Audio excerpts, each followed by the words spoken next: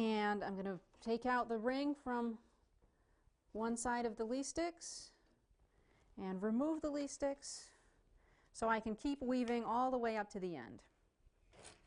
Here you can see how close to the end of the warp you can weave. I think I'm about finished right now. To end, I'm going to cut with a little bit of extra yarn. I'm going to fray the end, step on my last treadle that I used, and send this end around that edge warp thread and back into its own shed on itself. Bringing it around this edge warp thread holds it at the edge, and I squish down one last time. Now I'm going to cut off the warp, leaving plenty of room for fringe.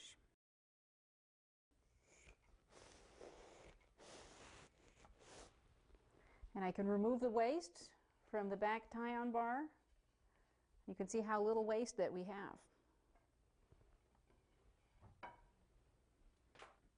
Now I'm going to tie fringe right here while the scarf is still wound up on the cloth beam. I'm going to take a few threads at a time and just do an overhand knot, scooch it up to the edge of the scarf.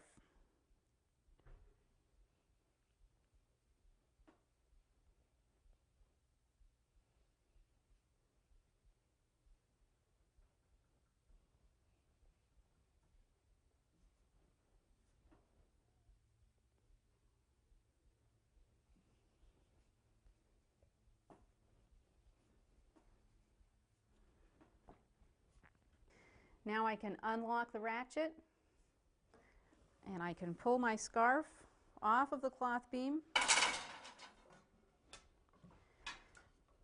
pull out my starter stick, can join those other sticks that merrily fell to the floor, and we can undo these knots at the beginning. A few more knots to go. And there's our scarf. I'm going to wrap this beam up so it's just tidy there, ready for the next project. And I can take the scarf and drape it over the loom and even out these ends a little bit. And I can give it a haircut.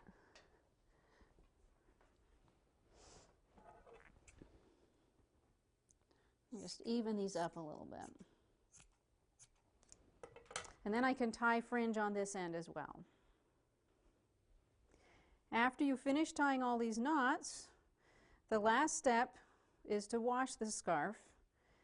That will soften up the fibers and bring the weave together and make a really nice finish to your scarf. Just put it in some warm water, get it nice and wet, squish it around a bit, and then you can spin it out in the spin cycle of a washing machine and put it in the dryer. And then you're all ready to wear it. Or you're all ready to make your next scarf too.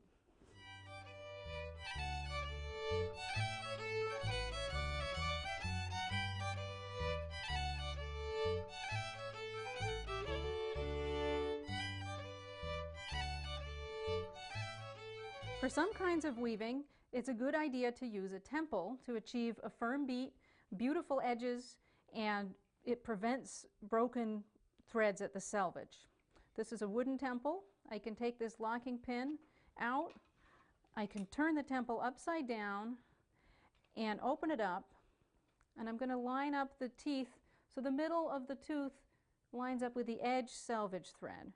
And then I'm going to look and see which hole lines up with the two pieces of the temple. I'm going to put my locking pin in there. And that holds the temple at the right width. And then I'm going to stick these teeth very close to the selvage, just about 3 or 4 threads in. And then you can see the difference in width here. This is how much the fabric is drawn in. So I'm going to put these teeth here, and then as I push it down, it pulls the fabric back out to that original width. And now you can see the beater beats easily. There's no friction here at the side. So now I'm going to go ahead and weave about a temple's width before I'm going to advance the temple. And now I'll show you also, if you're weaving something that's got a little bit of a tighter beat, you want to beat once on this open shed, and then change sheds, and then beat again. So if you want to get a tight fabric, you can always get a tighter fabric with this double beat. Some projects don't need that. But here we're doing the double beat, and I'm switching. I'm doing 4 shots with each color. And these 4 shots are a small enough stripe that I can just carry the thread up along the edge. So I'll just do a few more shots here.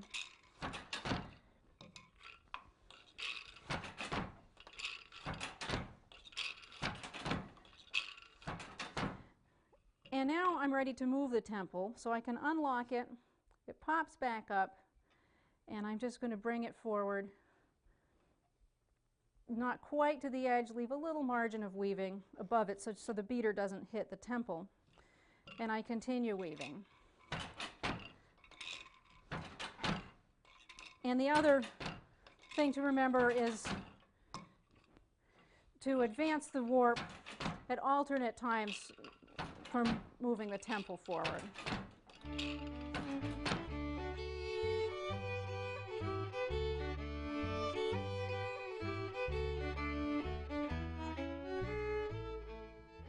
There is a kit available to add 2 shafts to your loom. It includes 4 shaft bars for the 2 shafts, 4 additional treadles, and 2 additional lambs, plus the tie-on cords to go with it. Here's a tie-up for the 4 shaft twill. And what I want you to look at this tie-up is how one row here in the tie-up corresponds to each shaft bar. There's our 2nd shaft bar, our 3rd, and our 4th. And compare this back shaft bar with this one right here and see how they're opposite. There's black squares on the ends, and here the outside treadles, they're white squares. The treadles are going to line up this way, just they're directly under us, under the loom.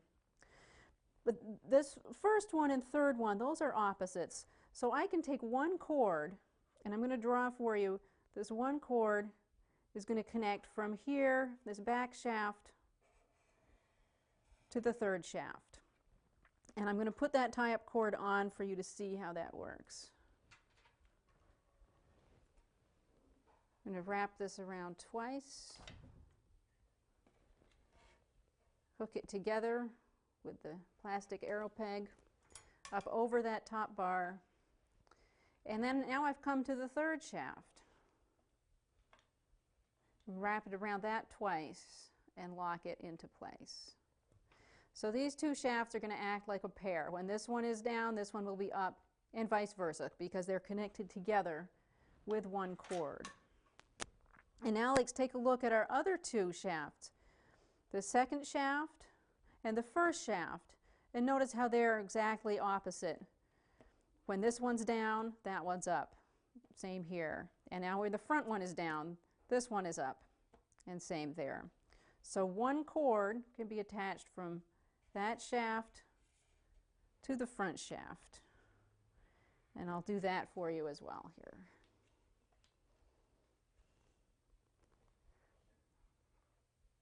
Clip it into place, bring it up over the top bar, and bring it around, lock it into place, and do the same thing on the other side.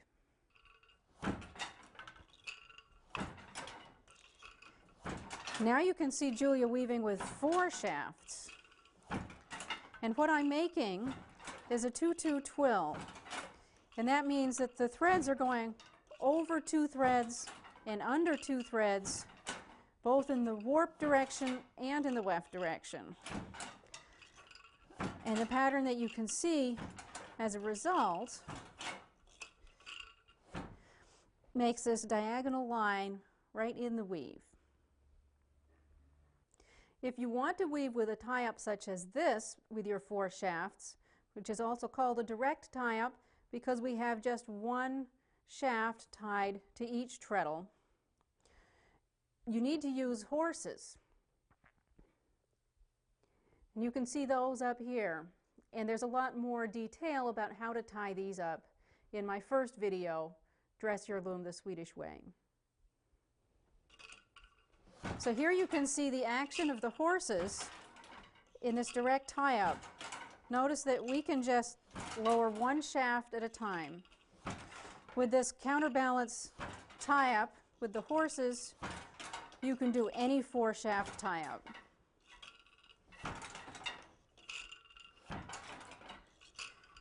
And what I'm weaving here now is a 3-1 twill. And we can compare it with the 2-2 twill before. This one we see equal amounts of warp and weft, but with this new tie-up we see more warp because we're just lowering one shaft, we're lowering 1 out of every 3 threads.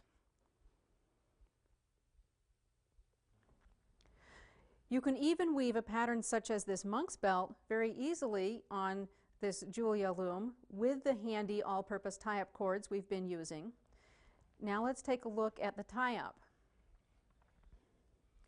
And you can see here that the 2 middle shafts are opposite to each other. The white squares and the black squares are in opposite places, so I can tie those 2 shafts together with 1 cord. I'll do that here.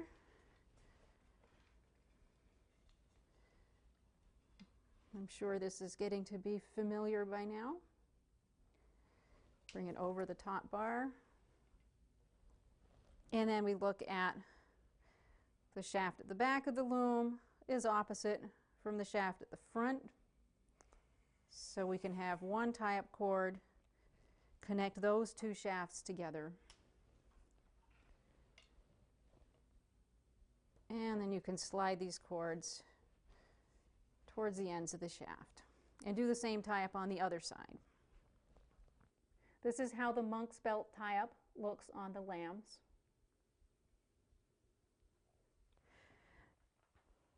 A beautiful rose path piece like this is easy to weave on Julia. The very beginning starts with a plain weave header, which I've woven a little bit of right here now, and that takes 2 plain weave treadles. Now let's take a look up at the tie-up that you need for this rose path. And we're going to look at it in 2 parts. I'm going to cover up these 4 treadles. And here are our 2 plain weave treadles. And in order to tie up our plain weave treadles on 4 shafts, the cords need to be put onto the shafts in this way.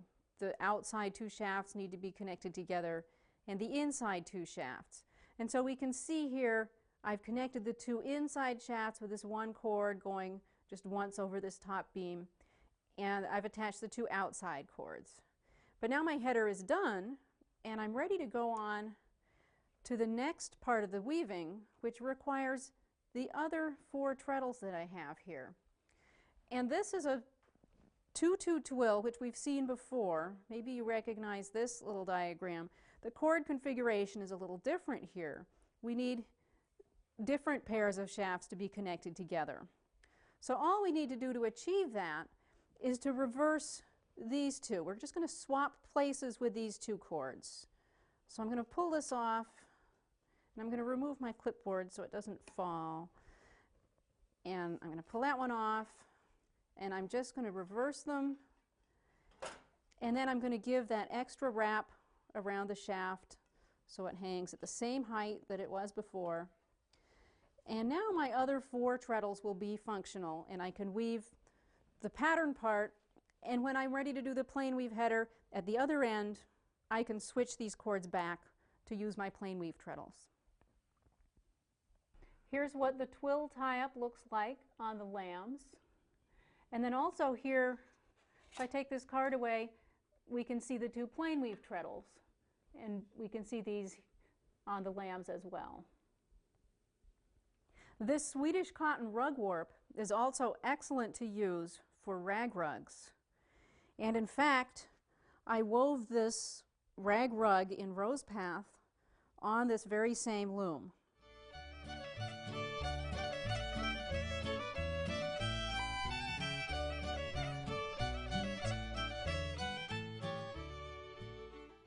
Here is our 6-shaft block weave tie-up.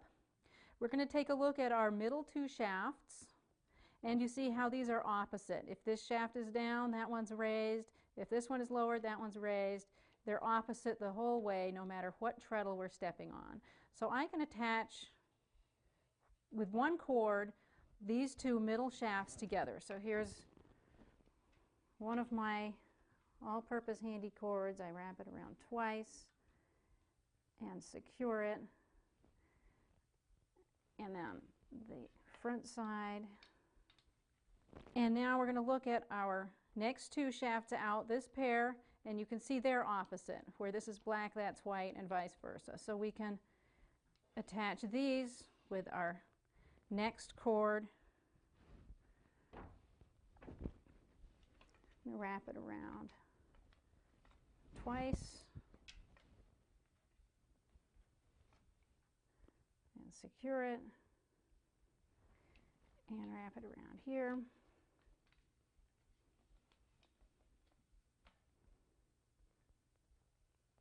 And then our outside 2 shafts, again, these are opposite. So we can use our 3rd cord to attach the outside 2 shafts together over our top bar.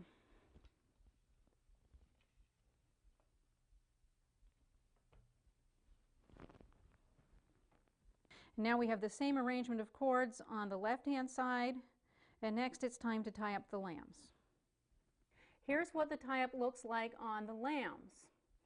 You can see this diagonal line of black squares corresponds to this diagonal line of black beaded cords that are threaded through the lambs, and the other black beads correspond to the other black squares in the tie-up.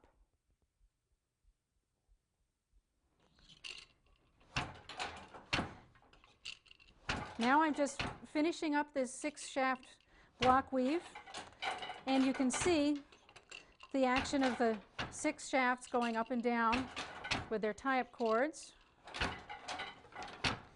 And I really like using this closed bottom small shuttle. It's especially nice for thin yarns and for linen yarns.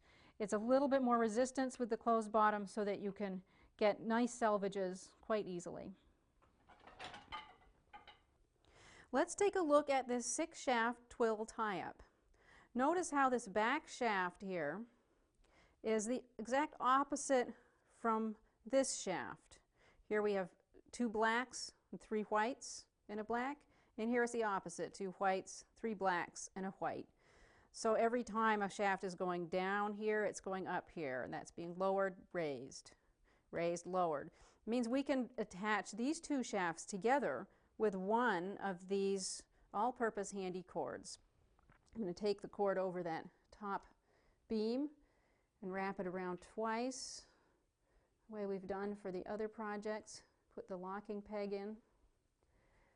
But then now I'm going to go to this shaft. So I'm going to wrap it around this shaft bar twice and put the locking peg in place. So what we've just done is we've attached a cord from here to here. And look at this second shaft. Does it have an opposite? It does. Its opposite is right here. So we can also attach those 2 shafts together with one cord.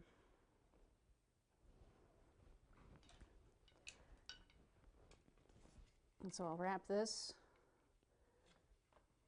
around twice, lock it, send it over the beam, and go around this one twice. I'll move that locking peg up a little bit. So there's our second cord. I'll separate it out so you can see it. And then our third cord, what's left? This one and this. Those are opposites. 3 whites, 3 blacks, 3 blacks, 3 whites. So those two shafts can be connected with one cord as well.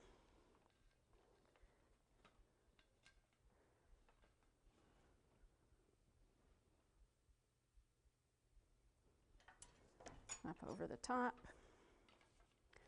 and then around this front shaft. And lock it in place.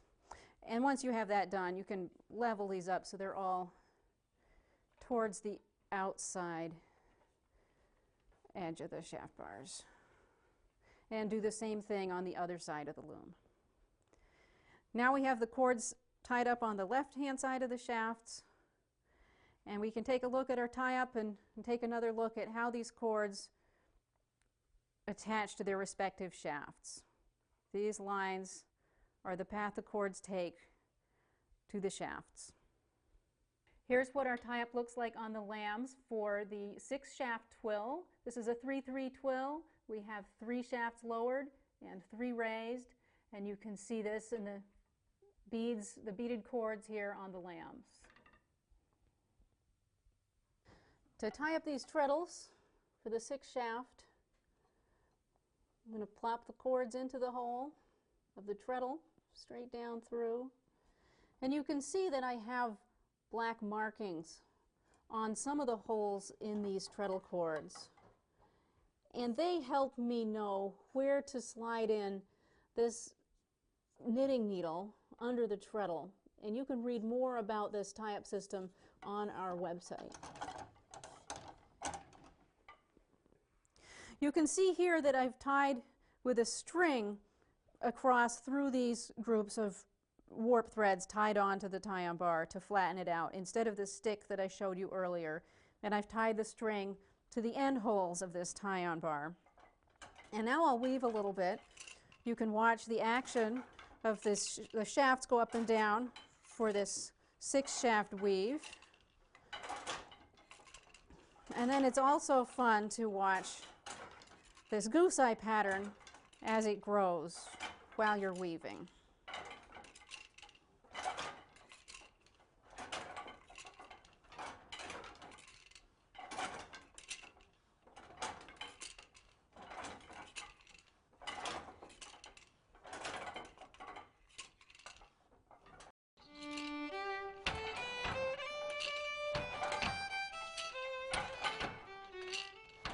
It's been a delight to share these weaving techniques with you.